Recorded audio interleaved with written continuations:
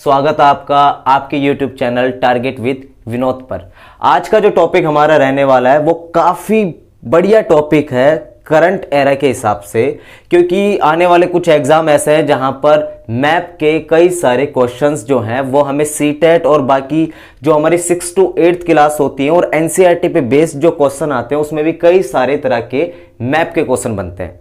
तो सबसे पहले तो मैप को अगर हम थोड़ा साइड में कर दें तो मैप से रिलेटेड एक ऐप है जो पूरी दुनिया में करोड़ों लोग इस्तेमाल कर रहे हैं और उस ऐप का नाम है गूगल मैप। तो जो गूगल मैप है उसके बारे में हमें कुछ चीजें पता है कि जो गूगल मैप है वो हमें किसी भी जगह की डिस्टेंस दिखाता है।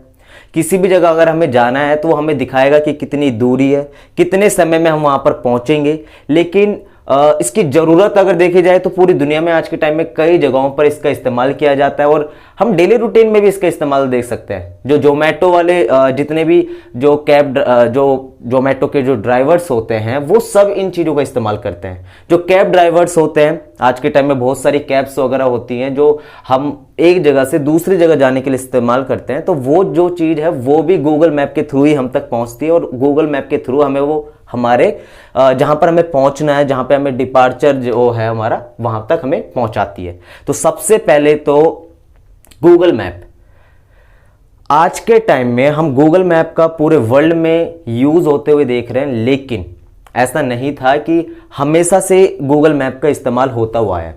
हमें याद रखना पड़ेगा कि एक समय ऐसा भी रहा होगा जब गूगल मैप नहीं था और उस समय जब गूगल मैप का इस्तेमाल नहीं किया जा रहा था तो उस समय मैप जो एक नॉर्मल जो मैप होता है जो हम देखते हैं कागज पे, एक सादा कागज पे, प्लेन पेपर पे कुछ रेखाओं से हम खींच के बना देते हैं, तो उन तरह के मैप का इस्तेमाल किया जाता था जिसे हिंदी में हम मानचित्र कहते हैं। तो हमें याद रखना पड़ेगा कि आज की जो टेक्नोलॉजी है वो 2000 साल पहले के लोगों के लिए उस समय पहली बात उपलब्ध ही नहीं थी और दूसरा अगर वो यूज करेंगे तो हमें आज की टेक्नोलॉजी की जगह पर वो टेक्नोलॉजी यूज करनी पड़ेगी जो उस समय थी।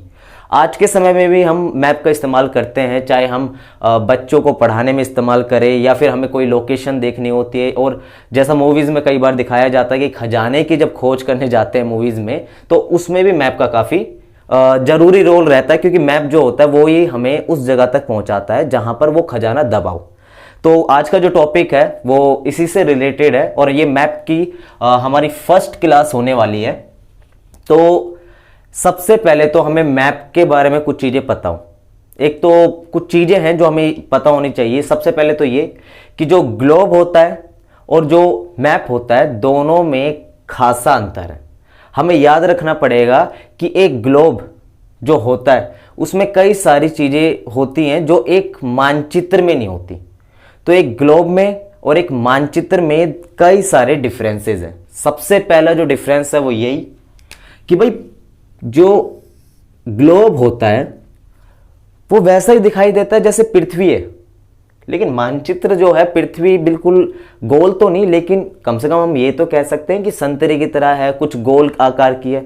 लेकिन मैप जो होता है क्या वो गोल होता है? वो तो बिल्कुल एक प्लेन पेज पे, एक बिल्कुल प्लेन पेपर पे बनाया हुआ होता है। तो सीधी सी चीज है कि पृथ्वी का जो वास्तविक रूप है वो तो हमारा है ग्लोब, और जो मानचित्र है वो हमारा पृथ्वी का वास्तविक रूप तो नहीं है, लेकिन पृथ्वी या फिर इसके किसी हिस्से का कोई छोटा सा हिस्सा हो सकता है, या तो पूरी पृथ्वी का। जो हम वर्ल्ड मैप देखते हैं, पॉलिटिकल मैप या वर्ल्ड फिजिकल मैप, तो वो जो होते हैं वो मैप एक तरीके से हम कह सकते हैं कि वो मैप हैं जो हमें पूरी पृथ्वी का जैसे हमें ग्लोब दिखाता है पूरी पृथ्वी, ग्लोब बिल्कुल गोल रूप में, वैसे ही प्लेन पेज पे हमें मैप भी पूरे वर्ल्ड को दिखाता है। बस अंतर इतना है कि वो रियल नहीं है, लेकिन फिर भी हमें काफ़ी ज़्यादा इंफॉर्मेशंस होती हैं जो उससे हमें पता चलती हैं। अब सेकंड अगर चीज़ पर हम आए तो जो ग्लोब है वो हमें महाद्वीपों, महासागरों, इनके बारे में इंफॉर्मेशन काफ़ी देगा। तो हमें याद रखना है कि जब हम पूरे अर्थ के बारे में इंफॉर्मेशन गेन कर रहे हैं, हमें ये पता है कि जो हमें जानना है वो सबसे ज़्यादा किसी महासागर या किसी महाद्वीपों से जुड़ी हुई इंफॉर्मेशन है तो उसके लिए हम ग्लोब का इस्तेमाल कर सकते हैं। हम बच्चों को ये दिखा सकते हैं कि भाई इसमें ग्लोब का इस ग्लोब में कौन सा कॉन्टिनेंट कहाँ पर है, एशिया कॉन्टिनेंट दिखाना है या फिर हमें पैसिफिक ओशन दिखाना है, तो हम उसके लिए इस्तेमाल कर सकते हैं ग्लोब को। लेकिन अगर हमें किसी छोटी सी जगह को दिखाना है, मान लेते हैं दिल्ली को दिखाना है, तो हम ग्लोब पर बिल्कुल उसको एक पॉइंट के तौर पे दिखाएंगे। लेकिन अगर दिल्ली के भी अंदर हमें जीटीबी नगर या आजादपुर या फिर लाल किला या फिर दरियागंज अगर दिखाना है तो इसके लिए हम क्या यूज करें? तो यहां पर हमें याद रखना पड़ेगा कि इस जगह पर मानचित्र का सबसे ज्यादा इंपॉर्टेंट है। तो मानचित्र जो है ये किसी बड़े हिस्से को तो दिखाता ही है, जैसे कि पॉलिटिकल मैप जो होता है वर्ल्ड का, और वैसे ही एक और है फिजिकल मैप, वो भी वर्ल्ड का ही। तो ये जो मानचित्र है ये हमें किसी बड़े भाग का तो दिखाता ही है, उस एक बड़ा जो हिस्सा है पूरी अर्थ का उसके बारे में इंफॉर्मेशन तो देता ही देता है, लेकिन साथ ही साथ ये हमें अर्थ पे किसी छोटी सी जगह की भी इंफॉर्मेशन देता है। अगर आप कभी गोवा घूमने जाते हो या फिर आज आप कभी ऋषिकेश घूमने जाओ, जयपुर घूमने जाओ, तो आप हमेशा एक चीज नोटिस करोगे कि अगर आपको कोई लोकेशन नहीं पता या तो आप पूछोगे, और अगर आप नहीं पूछते हो तो फिर आप क्या करते हो, फोन निकालते हो, गूगल मैप पे डालते हो सीधा कि भाई आपको यहाँ पे जाना, और गूगल मैप आपको बिल्कुल सारी इंफॉर्मेशन दिखा देता है कि कहाँ से कहाँ तक कितनी देर लगेगी, सब चीजें। मैप भी कुछ वैसा ही है। आप एक छोटी सी लोकेशन, चाहे वो किसी सिटी, हर सिटी का एक मैप होगा। आज के टाइम में पूरी दुनिया में हर जगह हर तरह के मैप उपलब्ध है। आप अगर इंडिया का देखना चाहो, वर्ल्ड का देखना चाहो, दिल्ली का देखना चाहो, किसी स्टेट का देखना चाहो या किसी डिस्ट्रिक्ट का देखना चाहो, तो वो सारे तरह के मैप आपको वहां पर देखने को मिलेंगे। तो हमें यही याद रखना है कि जो मैप होता है वो किसी बड़ी से बड़ी जगह से लेकर छोटी से छोटी जगह के बारे में हमें इंफॉर्मेशन देता है, जबकि एक ग्लोब ये काम नहीं कर सकता। तो इस क्लास में हम ग्लोब के बारे में नहीं जानेंगे। इस क्लास में हमें ग्लोब के बारे में इसलिए नहीं जानना क्योंकि जो हमारा जितने भी मैप के क्वेश्चन बनेंगे वो ग्लोब से थोड़ा हटके हमें मैप के बारे में इंफॉर्मेशन देंगे। मैप में कोई भी जगह कहाँ पर है, वो कितनी दूरी पर है, और थोड़े इससे रिलेटेड हमें इंफॉर्मेशन होनी चाहिए कि जो मैप होता है उसमें कौन कौन सी चीज़ें ज़रूरी होती हैं। अगर आप मैप को देखोगे तो हर कंट्री पे एक बाउंड्रीज होती हैं, उसके एक इनर बाउंड्रीज होती हैं, एक आउटर बाउंड्रीज होती हैं, चाहे वो स्टेट में डिवाइड हो, और हर स्टेट जो होता है वो कुछ डिस्ट्रिक्ट में डिवाइड होता है। तो हमें ये समझना पड़ेगा कि एक मैप की क्या क्या क्वालिटीज़ होती हैं और मैप जो होता है उसकी कौन कौन सी डिसक्वालिटीज़ भी होती हैं। तो सबसे पहले इसमें कुछ बेसिक चीज़ें करते हैं, और इस वीडियो में हम सिर्फ कुछ बेसिक चीज़ें समझकर टॉपिक समझने की कोशिश करेंगे ताकि हमारे ऊपर एक साथ बर्डन ना आए कि मैप की सारी जितनी भी क्वालिटीज़ है वो आपस में मिक्स ना करने लग जाए। तो हमें पता होना चाहिए, हम छोटी छोटी क्वालिटीज़ को लेकर चलेंगे। और ये फर्स्ट वीडियो जो है ये एक तरीके से इंट्रो है कि जो हमारा मैप होता है उसकी क्वालिटीज़ और डिसक्वालिटीज़ क्या है। तो सबसे पहले बात करते हैं कि जो मैप होता है उसमें हमें एक चीज़ काफ़ी कन्फ्यूज़न होती है और उसकी वजह से हमारे काफ़ी सारे सवाल भी गलत जाते हैं।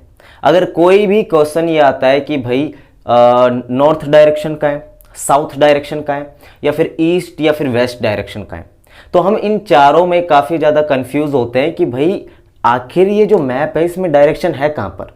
तो हमें एक बात याद रखनी है कि भाई हर मैप में, चाहे वो आप कोई सा भी मैप उठा के देख लीजिए, सबसे पहली बात ऑथेंटिक मैप होना चाहिए। ऐसा नहीं कि कोई भी दूसरा, कोई भी कंपनी उसे बना रही है या कोई भी कॉरपोरेट में उसे कोई भी बनाया जा रहा है।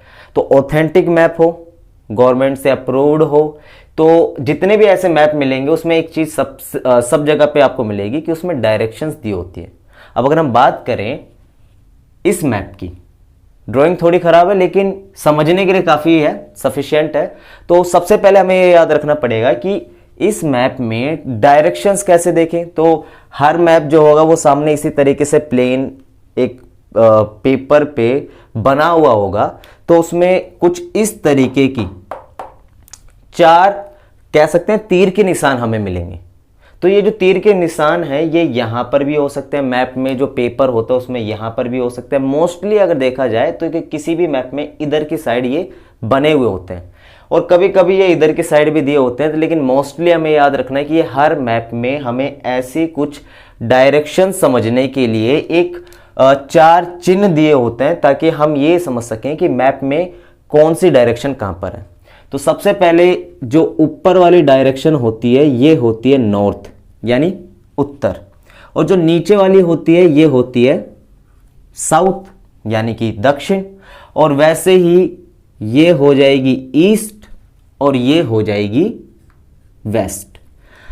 तो हमें सबसे पहले ये पता होना चाहिए कि अगर आप एक मध्य प्रदेश में रहने वाले व्यक्ति हो, यहां मध्य प्रदेश बिल्कुल बीचों बीच भारत के, और अगर आपको यहां पर केरला जाना है या फिर आपको दिल्ली जाना है या फिर आपको अरुणाचल प्रदेश जाना है और या फिर आपको गुजरात जाना है, तो आपको डायरेक्शंस का पता होना चाहिए। सबसे पहले अगर हमें दिल्ली जाना होगा तो नॉर्मल है कि भाई हमें ऊपर की तरफ जाना है, यानी कि हमें जाना है नॉर्थ डायरेक्शन में।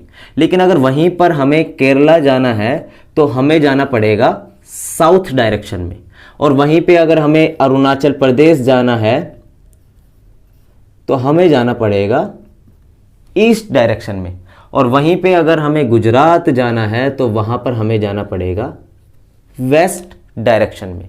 तो काफी इजी है ये डायरेक्शंस को समझना। तो डायरेक्शन में इतनी दिक्कतें होती नहीं, क्योंकि ये जो है इसमें हमें आसानी से समझ में आ जाता है कि ये तो हो गया नॉर्थ, नीचे की तरफ हो गया साउथ, इधर की तरफ हो गया ईस्ट और इधर की तरफ हो गया वेस्ट। लेकिन इससे ज्यादा दिक्कत हमें तब आती है जब कहीं पर लिखा आता है दक्षिण पूर्व, उत्तर पश्चिम, दक्षिण पश्चिम।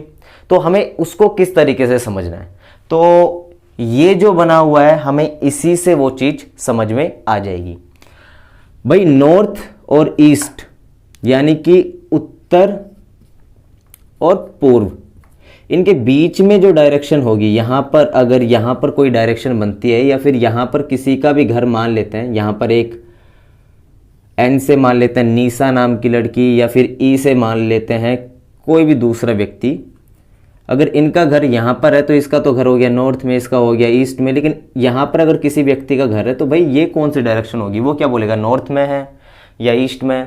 तो उसके लिए वो इस्तेमाल करेगा नॉर्थ ईस्ट,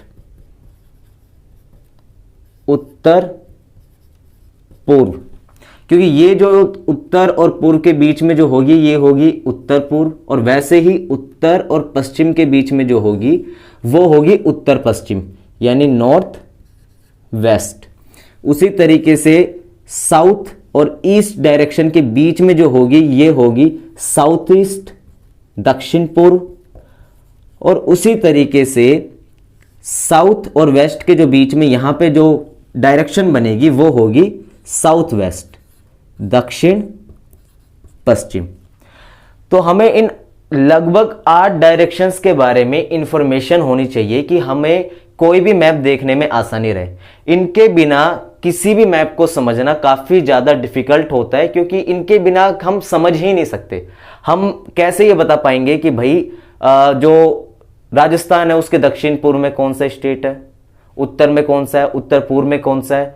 तो हमें ये समझना पड़ेगा कि ये जो डायरेक्शंस है ये एक मैप में जितनी भी चीजें उसमें दी होती है उसमें ये भी एक काफी सिग्निफिकेंट है। तो हमें इसकी इंपॉर्टेंस पता होनी चाहिए और हमें ये सारी डायरेक्शंस भी जरूर पता होनी चाहिए। तो उम्मीद करते हैं कि आपको ये जो सेशन था, पहला सेशन मैप के ऊपर, ये आपको पसंद आया होगा। और टाइम के साथ साथ जैसे जैसे मैप की जितनी भी क्लासेस आएंगी तो उसमें हम इसकी क्वालिटी, इसकी डिसक्वालिटीज धीरे धीरे सारी की सारी कवर करेंगे, क्योंकि एक वीडियो में सारी चीज़ें कवर करना पॉसिबल नहीं है। और दूसरा जो मैप का जो ये टॉपिक है, एक मैप ऐसी चीज़ है जिसको समझने के लिए हमें कुछ क्लासें लगेंगी। मेरे को कोई मैप एक दिन में नहीं आया, मेरे को भी टाइम टू टाइम जितनी बार हम मैप को देखते हैं उतनी बार हमें चीज़ें समझ में आती हैं। तो हमें ये याद रखना पड़ेगा कि मैप कोई एक दिन में होने वाली चीज़ नहीं है, और जो आने वाले पेपर हैं वो ऐसा तो है नहीं कि कल हो रहा है या परसों हो रहा है। आने वाले में कुछ ना कुछ तो वक्त हमें है हमारे पास, तो जितना भी हमारे पास वक्त है उसमें आसानी से वो सारी चीज़ें कवर हो जाएंगी। और तब तक के लिए जो ये वीडियो है हम अगली वीडियो इसी के आगे देखेंगे कि डायरेक्शंस के अलावा जो और भी इंपॉर्टेंट फैक्टर्स हैं जो हमें मैप में समझने होते हैं, उनके बारे में थोड़ी सी हम आगे चर्चा करेंगे। बाकी अगर आपको ये वीडियो पसंद आए तो ये जो भी इंफॉर्मेशन आपको टेलीग्राम चैनल पे नीचे मिल ही जाएगी, लेकिन अगर आपको ये चीज़ें पसंद आती हैं तो आप कमेंट कर सकते हैं और चैनल को सब्सक्राइब कर सकते हैं। Thank you.